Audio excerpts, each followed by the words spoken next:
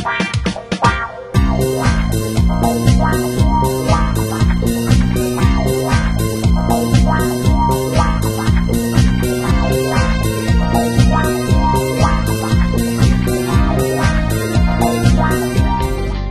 philosophy, where there's a will, there's a way, came true when successful doctor but newcomer to Hollywood, Dr. Pavan Grover, got accomplished actor Dennis Hopper to speak his written lines in his debut production Unspeakable.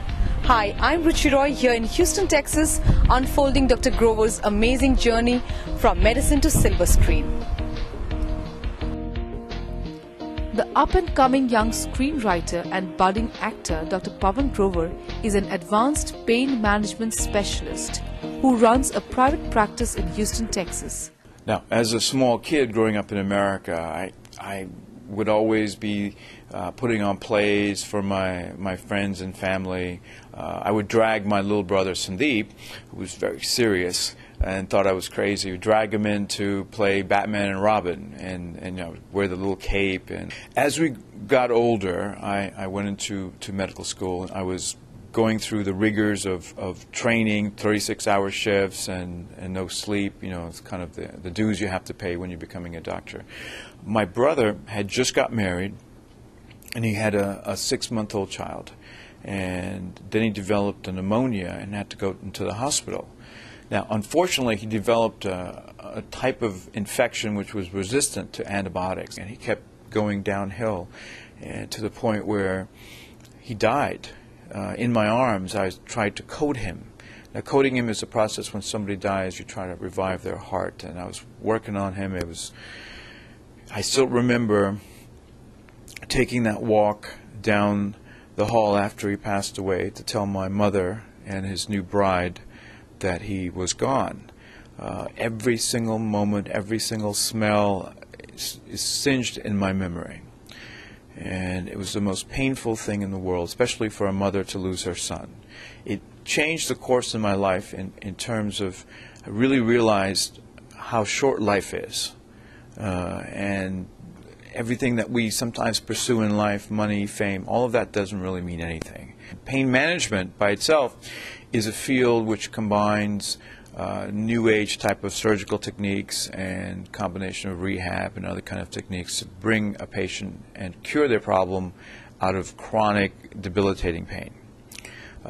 Early in my career, I got involved in a fight with Dr. Death, Jack Kevorkian. And I had this one patient, his name was Eugene Frederick, and he was dying of kidney cancer. His wife and him had made an appointment to see Jack Kevorkian. Basically, his philosophy was to assist the suicide of patients. And before he went to see him, he brought him to see us.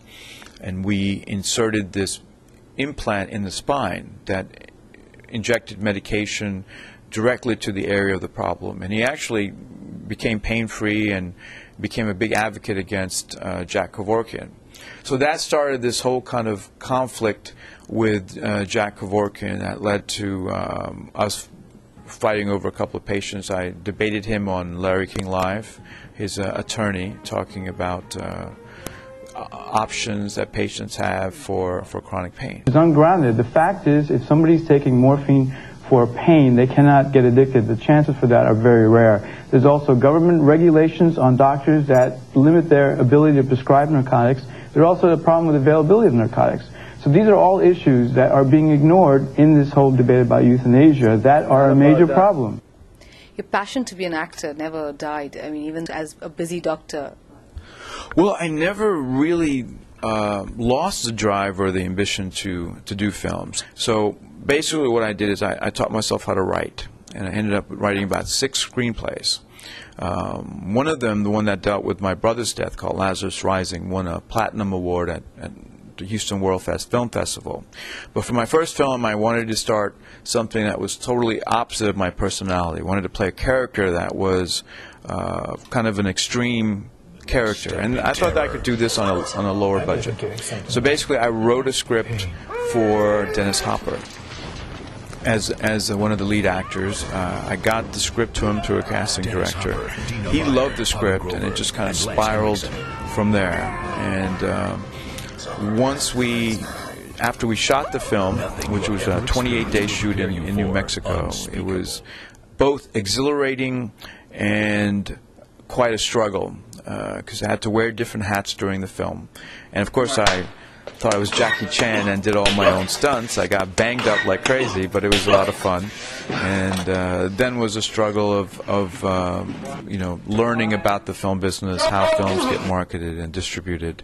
And we ended up doing really well. We sold the film to 20th Century Fox, who have released the film worldwide, and to MGM, who's released it in the U.S. And on video, it's done phenomenal. It came in at #1 top rental movie, and has stayed in the top 10 rental movies for the last 5 months. You know, the amount of success that the film has had has become a phenomenal cult hit, and has been quite an experience. Whether in the operating theatre or on a set, Pavan knows only too well how important staying in shape is. Workouts are very important to me. I approach workouts the same way I do everything in life, and that's trying to push myself beyond my limits. And working out keeps me focused, it keeps me intense, and it keeps me positive. And of course, for some of the films that I've done, I've had to work out with a trainer to get in a certain kind of physicality to the role. But it's kind of the core of my being. Whatever drive that I have, this reinforces when I work out. And because I think that in life, whenever the obstacles are stronger and insurmountable, the hero has to become a much stronger person to overcome it. So that kind of attitude is what I think keeps me driving and pushing to make my goals come true. Well, my other passion is actually dancing. I love to dance, so whenever I'm not working on film stuff, I go out and I go dancing. So I play hard and I work hard, but dancing is my other passion in life. I can do Latin. I've taught myself how to do salsa dancing. Elvis is one of my favorites, but I just love all types of dance, and from Latin to even Bhangra. To hip-hop type of dancing. I've taught myself how to do all of that. Pavan, how do you maintain a balance between medicine and acting? Actually, I think combining the two gives me a great balance, because medicine, of course, is very serious. You're dealing with life and death. And my creative endeavors kind of balance the other side of that in terms of escapism and bringing up the other side of my brain.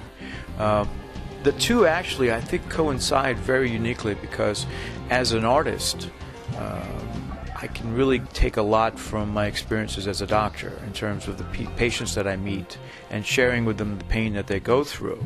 It's a great spark for me in terms of really getting an insight into what human beings are, what they go through. So I actually think that the two feed off each other and make me a better doctor, and I think make me a better artist.